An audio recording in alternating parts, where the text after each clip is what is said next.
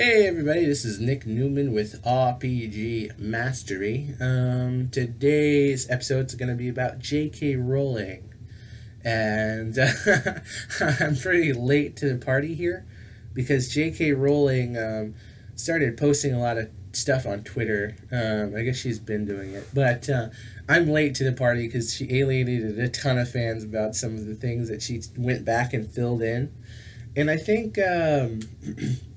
forgive the green screen there. Me and my friend Jimmy are working on a channel called Trismegistus, and we tried to set up the office with a green screen here, but the problem is it's not big enough. And I'm actually finding out the hard way right now through this video I'm making. But regardless, where was I? J.K. Rowling, right? She's alienating her fans because she is acting like a GM does with a story that is continuous. And that's the thing about Harry Potter is she is back editing text that is text like you there are fans of Harry Potter. They are immersed so deeply in it. They know every nook and cranny. They know all the trivia. They know everything there is about Hogwarts and all this stuff. And when she goes in and she tries to fill in this stuff, especially to appease people she should not be trying to appease, you're going to hurt a lot of feelings because their heart. The world are her players. You know, most of us have read Harry Potter, and we have lived adventures vicariously through Harry and Ron and Harmony, or Harmony. I think that name is so funny. It's really hard to say it without sounding Scottish. Harmony. But regardless, we've lived through those characters, and so when she goes back and she tries to fill in that information, it alienates a lot of people. Now, I totally understand why she's doing it. I think there's multiple levels to this, but there is one level of love for sure, and that's this idea that she knows fans are immersed in this. A lot of fans don't want to think that Harry Potter has come to an end because the ride is such an experience. The story is such an experience, and we grew up with it. And I don't know about you guys, but Harry Potter was a good 10 years of my life for real.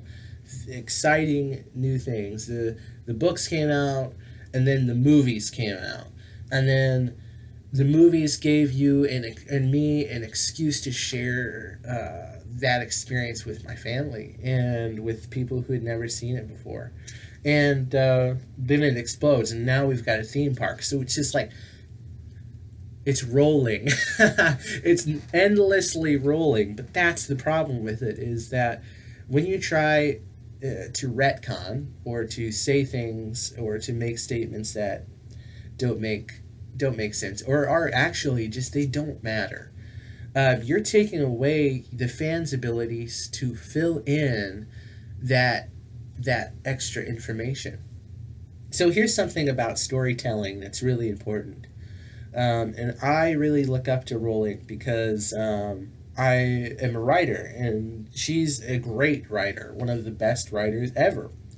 And I think the amount of books she sold kind of speaks to that. And because I look up to her, I understand. And I'm a writer myself. I understand that there's some rules and some mystery behind writing that and storytelling people don't generally understand.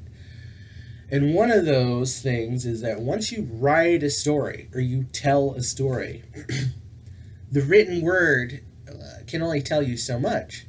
It can only explain so much. And so we actually rely on our readers to fill in information. And that's the thing, is I can say a whole paragraph.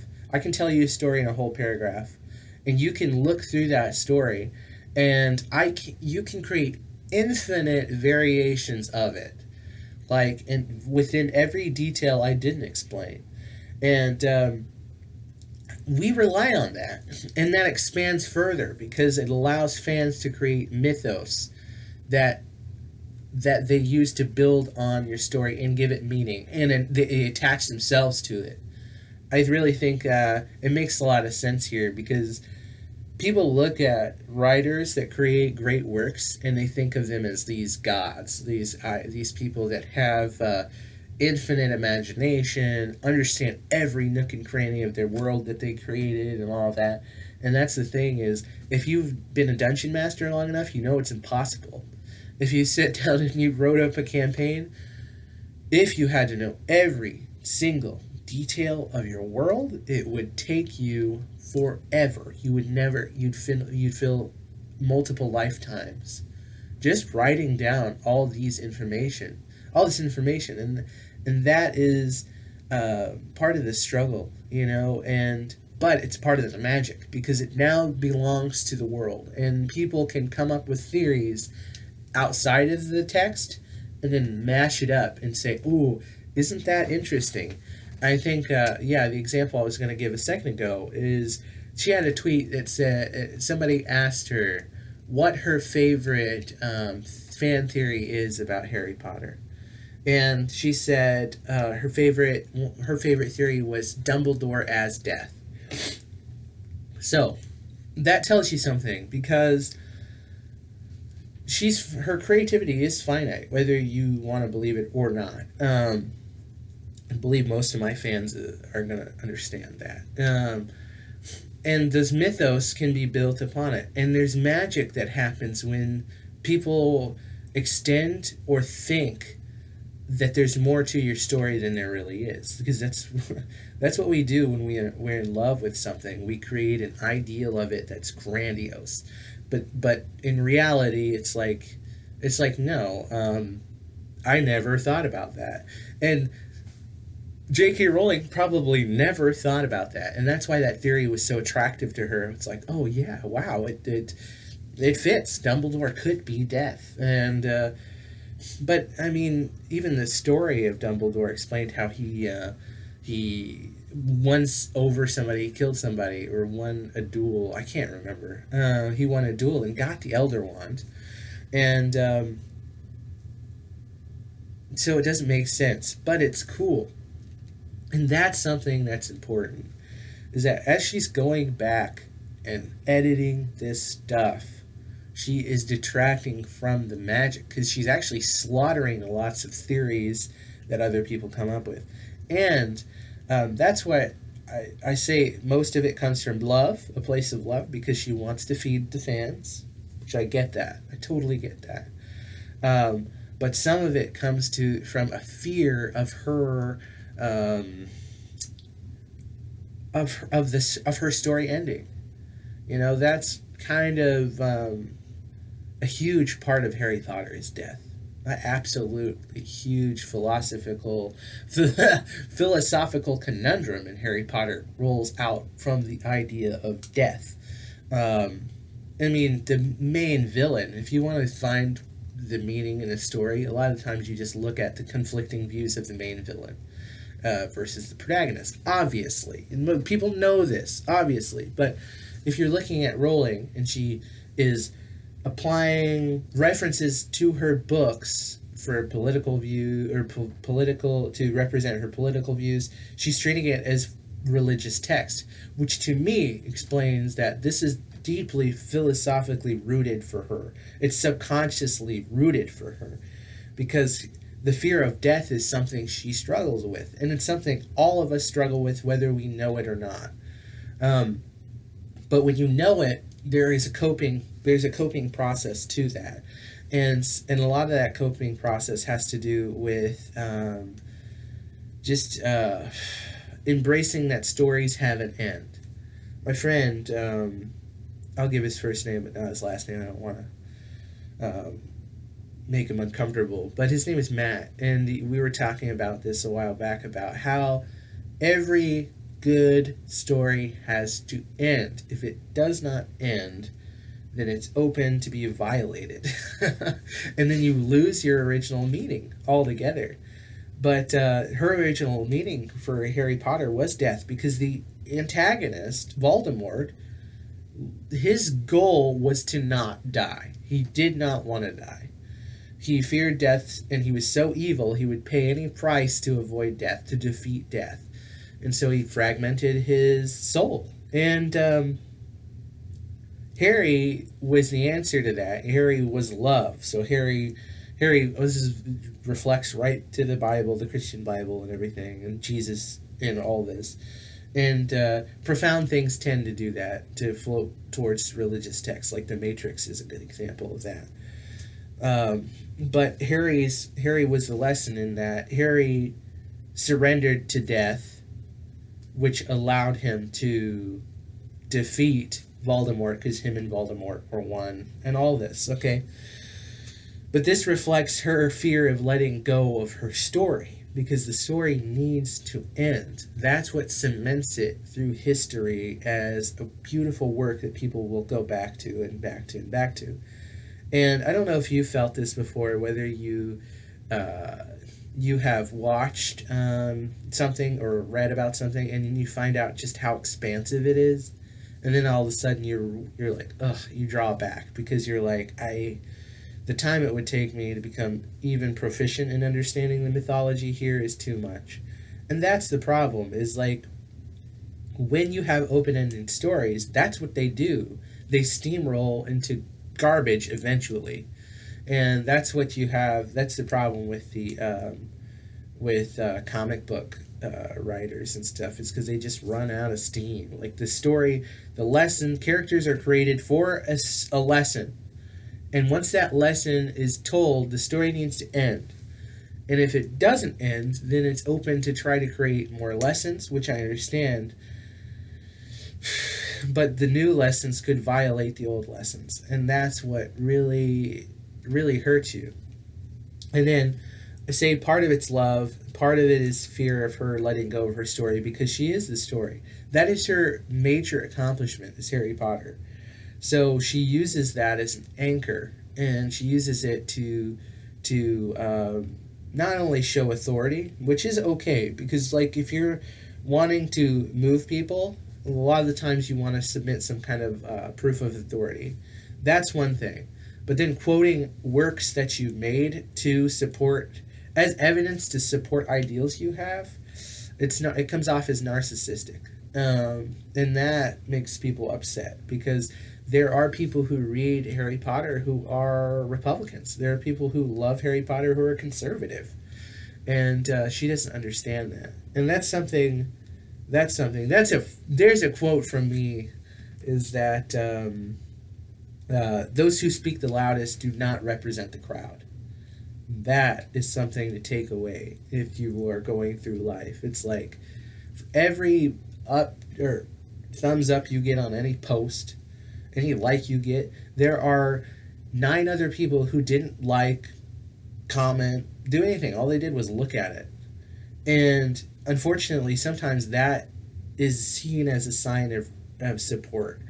And it's like sometimes I'm on YouTube and I'll look at a video, and the video will disgust me, like a view that they have might disgust me, and then immediately I'll be like, ugh, I can't even believe I clicked on that video, because the click itself helped the video. It helped it, and I wish I would have just ignored it.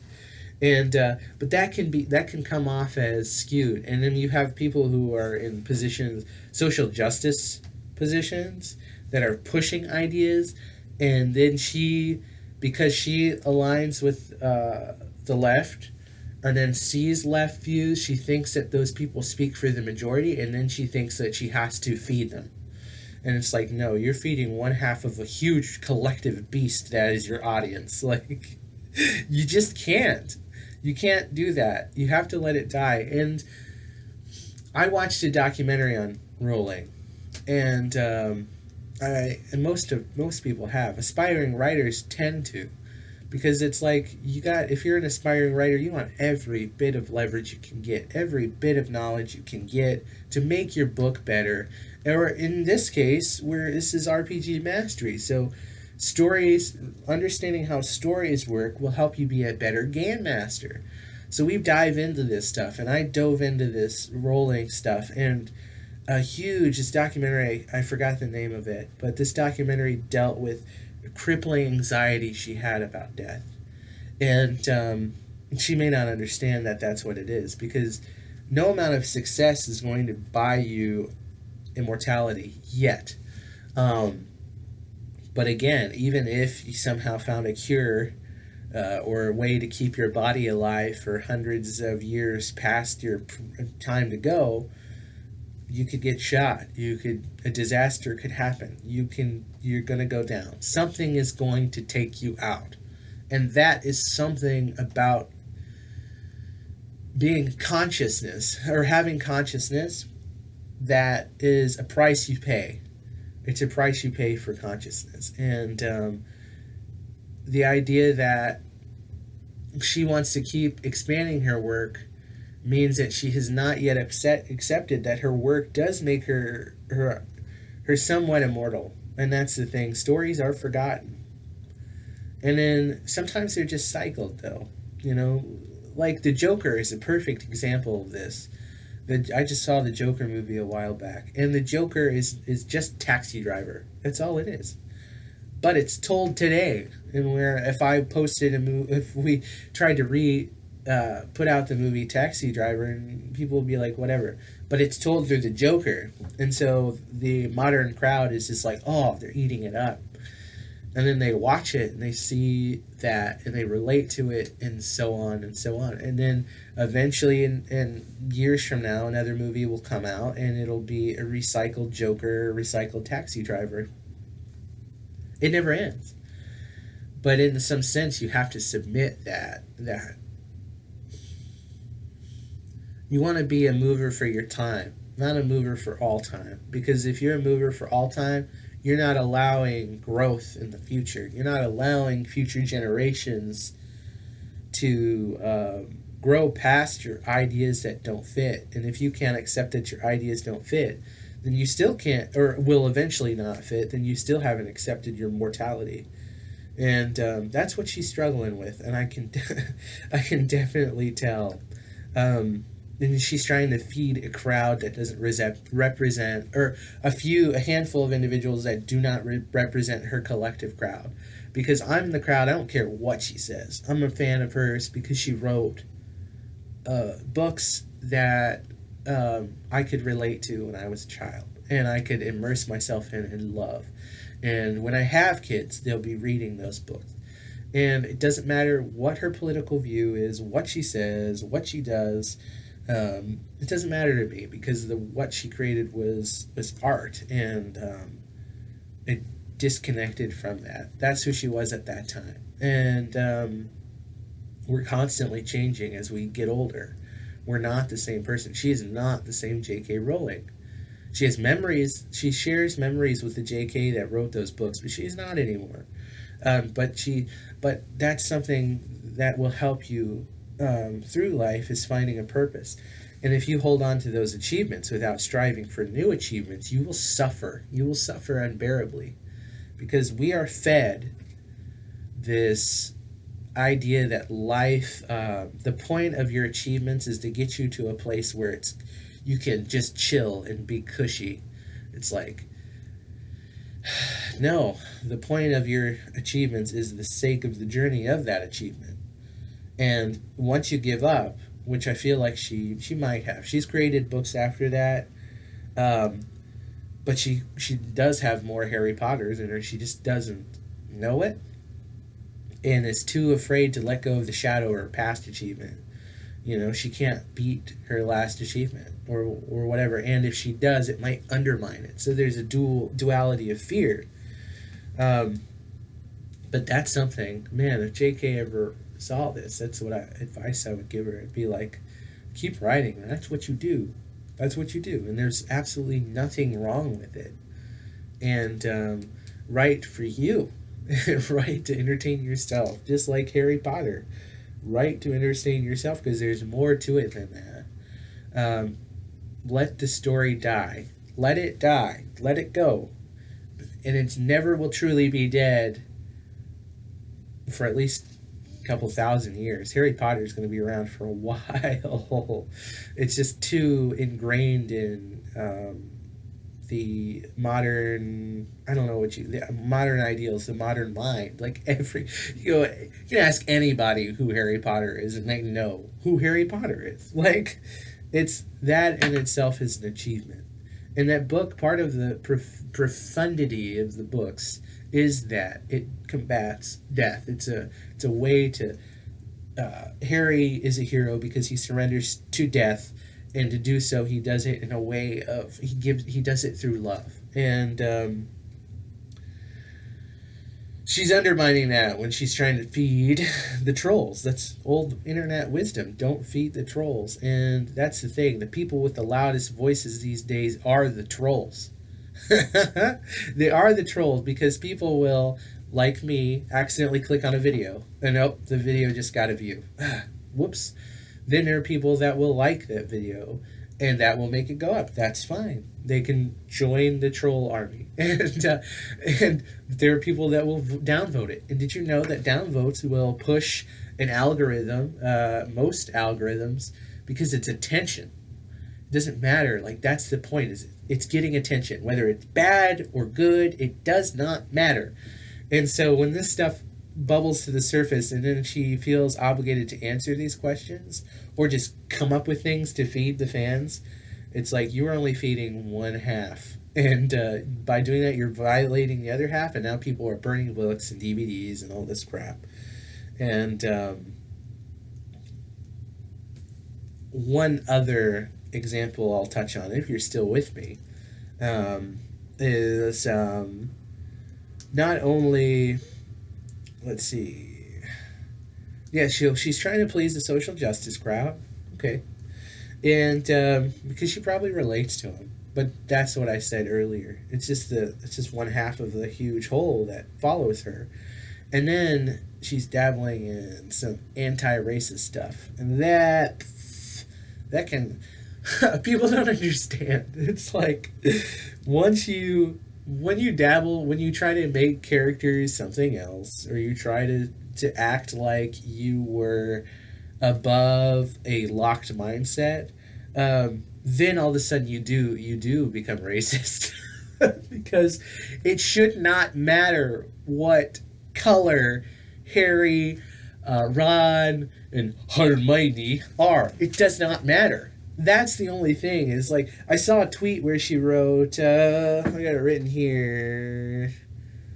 It was something along the lines of the best actress for Hermione was African American or black, and so deal with it. It was like, why did you even have to say that? If she was the best actress for it, so be it. Let her roll with it. Here's the thing I've got though about this, and this is a lesson to take away, because, and I've got examples to back it up, is if race is a character trait, and when I mean character trait, I mean it's a trait that actually propels the plot in some way, make sure the actor is that color.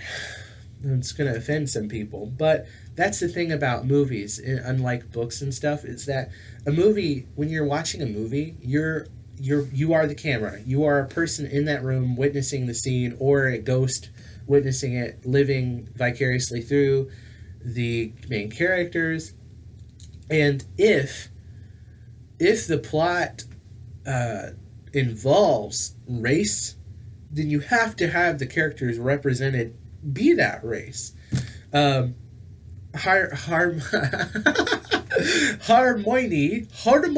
is an example of this. As far as I can tell, it didn't matter what color she was. Didn't matter what color her family was. Doesn't matter what color Harry is. What color Ron is. Like, it just doesn't matter. All of it is just extra details, because that stuff doesn't move their plot in any way. What did matter is Hermione is a Muggle. So, or not a Muggle, but a half-blood, Muggle, whatever, mudblood. That mattered. And luckily, in her universe, it doesn't matter whether you're black, white, Jewish, whatever. It does not, Asian, does not matter what you are. because magical blood doesn't know color, which is pretty cool. Um, that's all that mattered. So it doesn't matter whether a black actress played her, a white actress, an Asian actress, did not matter. As long as that person could sell it and hold on to the character traits that Hermione had, which is this insane intelligence, this focus, this desire to be the best because she's repressed. That's it. That's it. As long as she can sell it. And so to tweet about it undermines the whole point, because it should not matter at all. But like I said before, if the plot is moved based on some kind of racial thing, the actor should be of that race. Or, yeah, that should be about it. The actor should be of that race because it's important. For example, I'm writing a book called Relic right now. And one of my main characters, his name is DeAndre Wyken. And Mr. Wyken becomes the president of a corporation, an investment corporation. And part of his struggle is the idea that he's an African American man competing with young white men. That is part of his struggle, is that if he could climb that career ladder and attain the top spot in that corporation, that would be an achievement, because he's forged a path no one before him has. You know what I mean? Other than rich white guys. So if there was a movie for Relic, that would mean that that actor needs to be black, because I wrote it as a damn plot point. Like, that's what I did. So you can have a black Hermione, a green one, a purple one. Does not matter, as long as the character is the way they are. But you can't have a white or Asian or Spanish Black Panther. That's a perfect example. Is that Black Panther is a perfect example, because this plot exists around a lot of racial tension, a lot of ideas of basic non-acceptance of the African American community or African American culture. And that superhero represents that repression. And it's cool either way. And that you keep... Well, what kind of a joke would that be? As long as it's not... See, people go either one way or the other way.